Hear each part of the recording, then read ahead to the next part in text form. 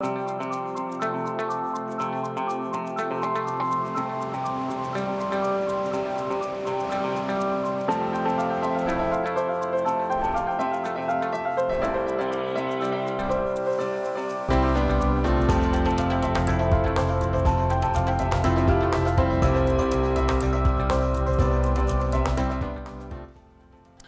afternoon, and thanks for stopping by Across the Fence. I'm Keith Silva, in for Fran Stoddard.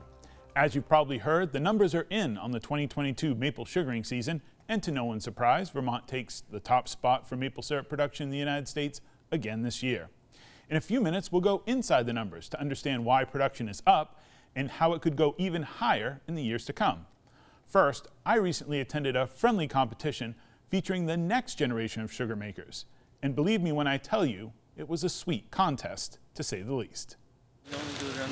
Hands-on learning doesn't get much more hands-on than when you have to make sure your lateral line is tight, straight, and downhill. Students from Vermont technical schools and career centers did just that at this Maple Career Development Event, or CDE. Lynn Wolf from Shelburne Farms is one of the organizers. A career development event it's basically a contest or a competition where students have been studying a particular area. In this case, it is sugaring and maple syrup and production. There are a lot of schools that have really robust sugaring programs, and Vermont is the leading producer of maple syrup in the United States. And there was never a CDE for maple syrup, for sugaring. So we created the Maple CDE a few years ago to just highlight this growing industry in our state. In addition to working in the woods, students tested their taste buds by grading maple syrup on color, clarity, density, and flavor, which is all in a day's work for Holly Rain. It's a lot easier when you have the samples and stuff already there for you. So it's not the hardest thing to do, but it's difficult if you don't know what you're talking about. I'm a hands-on learner, so if I'm just sitting looking at a screen the whole time doing stuff, I get really antsy and I have to be moving, so hands-on is really nice, I guess. Raymond graduates from Cold Hollow Career Center in Enosburg Falls this year and plans to attend CCV as a business major. Today's competition proved to her that she and her classmates were up for the challenge. I think we did pretty good because we've worked together for the last 2 years doing this kind of stuff, so we kind of knew our strengths and our weaknesses were. So good. Oh, she's flowing. I like the community that we have, the group that we've built over the last 2 years. It's gonna be hard not having that to go to every single day. Hunter Marcy is one of Raymond's classmates at Cold Hollow Career Center. My whole team knew what they were doing because we do it quite often in class, so I liked it, of course, besides the rain. His career as a sugar maker is in the beginning stages, but Marcy has already learned a valuable lesson about farming. I still feel like I'm learning everything, something new every year, whether I'm working by myself or with someone new. Mark Reishart teaches forestry and natural resources at Stafford Technical Center in Rutland. He brought his team to the competition to test their knowledge and see how they do under pressure. My advice when we came in was for them to really focus on the stuff that they knew, and that's what I'm interested in knowing, what they know, not so much what they don't know. So, I've been impressed and happy with the way that they've performed so far. Reishart believes that technical education acts as an economic engine because of its ties to Vermont's rural economy and working landscape. I think one of the cool things about the natural resources and agriculture fields in Vermont is how connected everything is. And it's really important that natural resource managers are working closely with loggers, and loggers are working closely with sugar makers, and sometimes sugar makers are loggers. So, all those things are connected. So when we're talking about sugaring, we really look at it through all of those lenses, like what are the landscape benefits, what is the role of it in Vermont's economy, and Vermont's forest landscape, in the tourism economy. How are all those pieces connected, and what are some of the opportunities there? Wolf hopes this competition shows students how the skills and education they've learned in class gives them advantages to compete in the real world.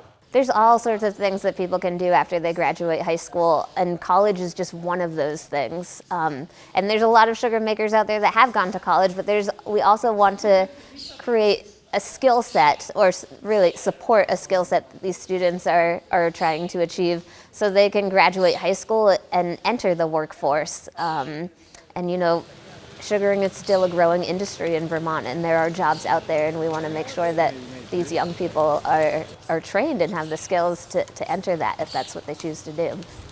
Working the woods while learning about Vermont's working landscape. It's all in a day's work for these students. Congratulations to all the students who participated in the CDE, and congratulations to Hunter and Holly graduating from Cold Hollow Career Center. Joining me is UVM Extension Maple Specialist Mark Isselhart. Mark, in the video we heard about the connections between forestry professionals and sugar makers, landowners. Remind viewers why it's important to have a healthy and sustainable forest when it comes to making maple syrup. Well, clearly healthy trees are going to make the most sap, best quality syrup, and be able to be harvested sustainably over the long term. So we know that there are issues with climate change. Sugar makers, whenever you ask, are certainly concerned about that. And good, careful forest management can help mitigate some of those issues and be as resilient as possible in terms of the threats posed by a changing climate and just being productive from the sugar maker standpoint. Even though you're after one specific crop tree, the whole forest has to benefit and be healthy as well. So that's key. Yep, the old model of just a single species, monoculture sugaring is really not how sugaring is done now. We're thinking about species diversity, but also structural diversity, not just keeping big, largely spaced trees. Right. Mark, I know it's been a few years since you were a forestry student, but what advice would you give to these young people who are starting out their forestry career? Well, I mean, the approach to forestry, we've really moved away from just focusing just on timber harvesting. We're looking at the whole ecosystem. And I think students who are in high school or in college are hearing that loud and clear. In Vermont, we know that almost 80% of all the forest is held by individuals or families. And that means that there's a lot of individuals who need to have good, clear communication about the benefits of careful forest management. So I would say, really understand the content, but also work on being clear in your communication and helping explain timber harvesting is part of good forestry, but it's not the only part. And there are lots of issues involving invasive species, invasives in terms of crowding out regeneration of native species that really need to be addressed. And labor so key to maple syrup production and forestry as well. Well, speaking of which, as I mentioned at the beginning of the program, the U.S. Department of Agriculture, National Agricultural Statistics Service has published the findings for the 2022 maple sugaring season. To give our viewers a peek behind the curtain, when you got the report, you texted me and said, it's a big number. So how much maple syrup did Vermont make last season, Mark?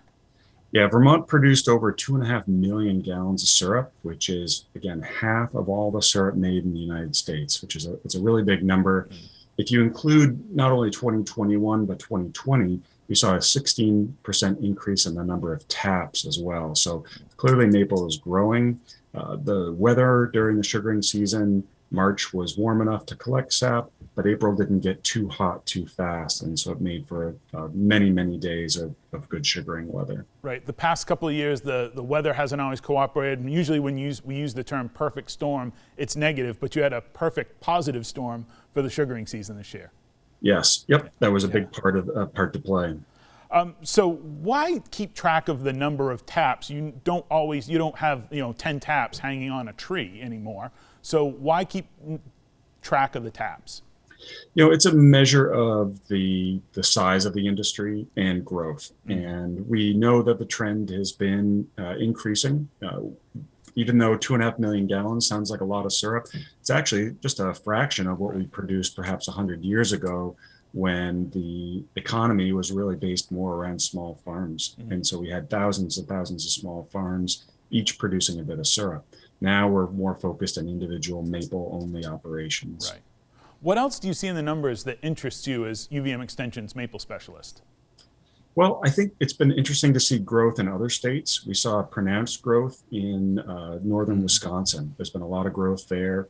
And other states who you associate with high levels of production, New York and Maine, didn't see that same rate of growth. It was really just Vermont and Wisconsin that, according to these numbers, saw a significant increase.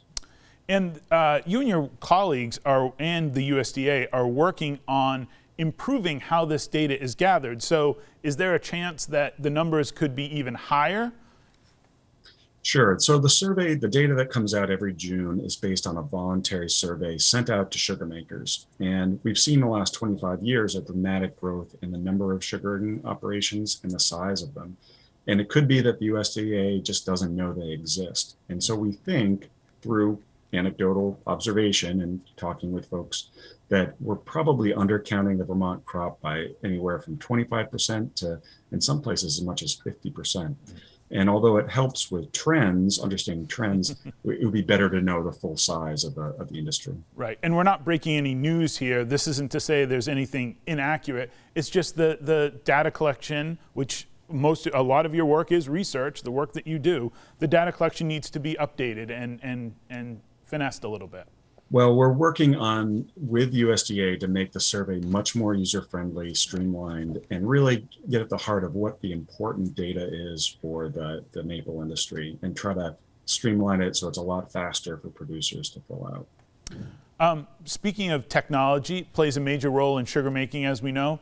What technologies that you've been working at the Proctor Maple Research Center are things that we're going to see that will impact sugar making in the future and raise those numbers even higher?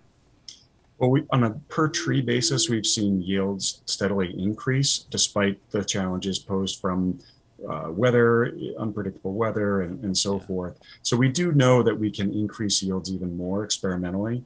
It's whether or not you can apply that over a commercial sized operation. Also, wireless technology, it's in the woods. People have remote sensors to know where the leaks are and how to fix them. I've seen a couple of those wireless sensors. Pretty cool. And yeah, fixing leaks, another thing that why sugar makers need so much labor. Well, Mark, thank you very much for talking about this and going inside the numbers with us. I want to thank all our partners here at WCX for making today's program possible, and as always, thank you for stopping by Across the Fence.